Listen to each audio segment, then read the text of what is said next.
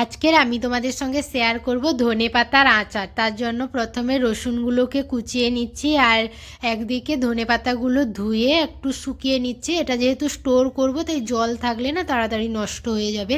তারপর শুকিয়ে নেওয়ার পর একটা কড়াইতে ধনেপাতাগুলো দিয়ে কিছু সময় নাড়াচাড়া করে এটা থেকে রসটা বেরিয়ে এলে একদম একটু ভাজা ভাজা হয়ে যাবে, দেখলেই বুঝতে পারবে তোমরা। তারপর ওটাকে নামিয়ে ঠান্ডা হতে দেব।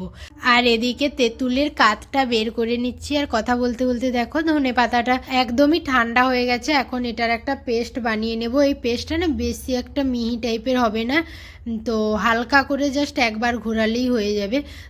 তারপর এখন দেখো কড়াইতে সরষের তেল দিয়ে এটা এখন গরম হয়ে গেছে। এর মধ্যে দিয়ে দিয়েছি 5 ফোড়ন আর গোটা সরষে আর কয়েকটা শুকনো লঙ্কা দিয়ে এটাকে হালকা করে ভেজে নেব। তারপর আমি এর মধ্যে অ্যাড করেছি রসুন, কোচানো রসুনগুলো দিয়ে কিছু সময় এটাকে নাড়াচাড়া করে নেব। আর তারপর এর মধ্যে দিয়ে নেব ওই তেঁতুলের কাতটা। তো তো এটা না আমি আজকের প্রথমবার করছি, আর এটা বলতে বলতেও না আমার জিভে জল চলে আসছে, এত টেস্টি হয়েছিল এটা খেতে।